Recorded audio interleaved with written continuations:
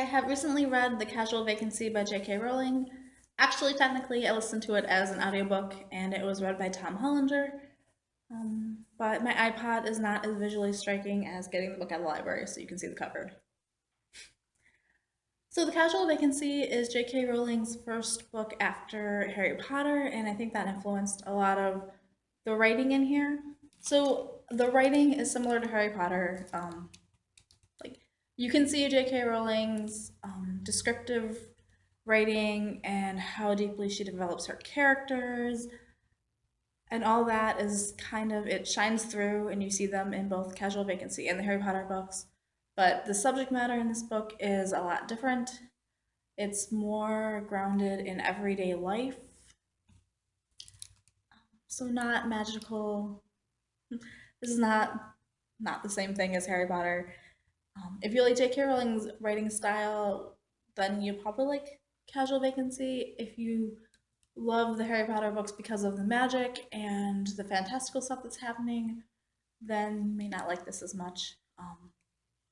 And because it's real life, a lot of grittier things happen in it. There is drug abuse and rape and prostitution, child abuse. So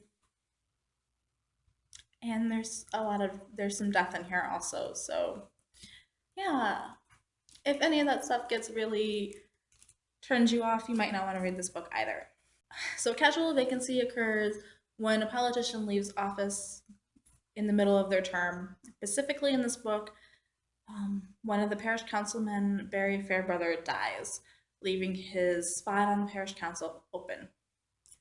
And this book focuses on what his death and what that open vacancy in the parish council does to the small town of Pagford in England. The beginning part of this book focuses on Barry Fairbrother and the impact he had on the town and people individually as people get over the shock of his death and start worrying, getting over their grief.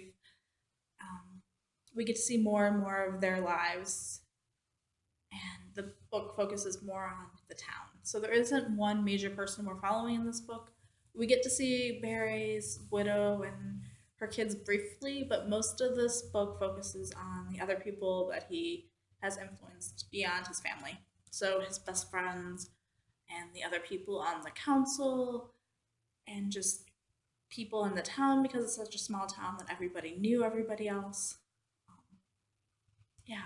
And the other part of this book is this is kind of an older town that is really proud of their heritage and being a proper British town, but they are kind of stuck with this estate development that they didn't really want and wasn't really their doing, and it kind of partly belongs to them and partly belongs to the neighboring town, and they are just causing this estate, the fields causes all kind of problems.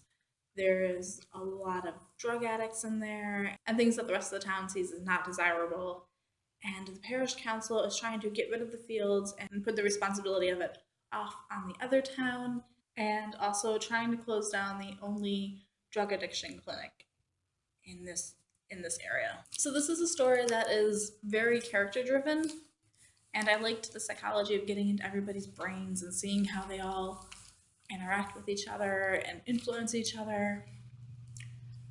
And it does deal a lot with like parent-child relationships and husbands and wives and family life, but it also deals with the bigger ramifications of the people that you work with and go to school with and how well we know them or don't know them. The people in Pegford are very flawed characters. None of them are perfect. Some of the characters I related to more than others, especially the teenagers, because we got to see how their parents influenced them. Whereas some of the problems the adults have, I think, are more their own doing, whereas the problems the kids have, a lot of them are partially their parents' faults also. So this book was interesting, and I liked just getting inside everybody's heads. Some of the parts were kind of like gross and a little bit shocking, but on the whole, I liked this book, but I don't know that it's a book that I need to go read again over and over. Like, I don't need to read this book over and over and over again the way that I need to read Harry Potter. I'm not super in love with this book, but I didn't hate it either. So yeah, there's my book review for The Casual Vacancy by J K Rowling. Yeah, I love you guys. Peace out and keep reading. Bye.